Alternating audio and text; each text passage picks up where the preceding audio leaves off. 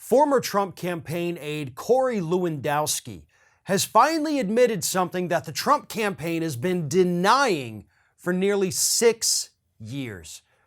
And what he admitted is that, yes, they paid people to appear at Donald Trump's 2016 presidential bid announcement at Trump Tower. They couldn't get enough people in to fill Trump Tower, so they had to start offering $50 a head for people to come in and stand there as Trump came down the escalator, applaud for him, act like you were actually happy about this announcement. Paid actors. $50 a person, not that bad, but certainly not anything you're going to retire on. But here's the thing, again, Lewandowski was also one of the people with the Trump campaign that adamantly denied these accusations when they first came out. And shortly after, by the way, the announcement had been made, these accusations had been swirling. And I think it was a Hollywood Reporter actually found the listing where they were looking for people, but they still denied it happened. But now Lewandowski finally admits, told Business Insider this week, yes, we did that. Here's the company we used. Business Insider reached out to the company. They confirmed that they did go out and actively hire people $50 a head, although other reports are now saying that even those people had to wait way too long to get paid because, as we know, the Trump folks don't actually like to pay people on time. So it is what it is, right? This confirms something we all suspected for 6 years. Doesn't mean a whole heck of a lot, to be perfectly honest with you, in today's world, but it does show us a couple of things. First and foremost, support for Trump in those early days was lagging.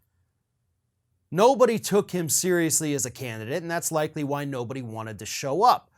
We all thought, and most of us thought at least, this was some kind of vanity project. I remember inaccurately predicting at the time that Trump would drop out either right before or right after that first primary debate.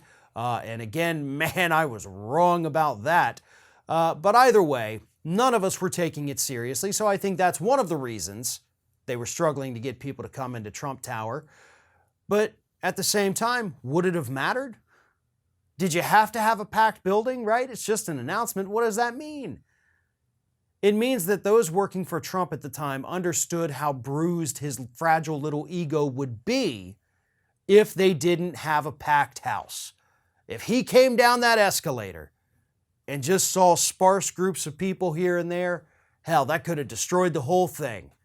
He would have walked away pouting, mad, unhappy with the whole thing, maybe even just canceled the whole damn campaign. Oh, what a different world we'd be living in right now had that actually happened. And of course, too, Trump doesn't have any problem filling rooms these days. If he wants to go out and hold a rally, he is going to pull in huge crowds. Whatever he does, there's going to be people around him, and he doesn't have to pay them anymore.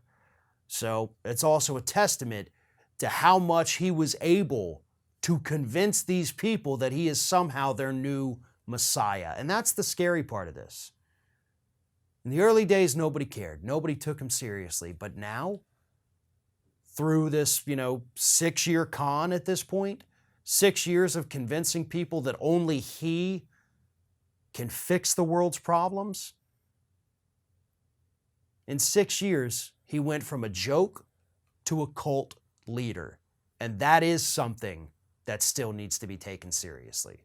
Ring of Fire has fresh content 7 days a week, so if you want to be reminded about it, don't forget to subscribe to the channel, hit the little bell to be notified every time a new video goes up.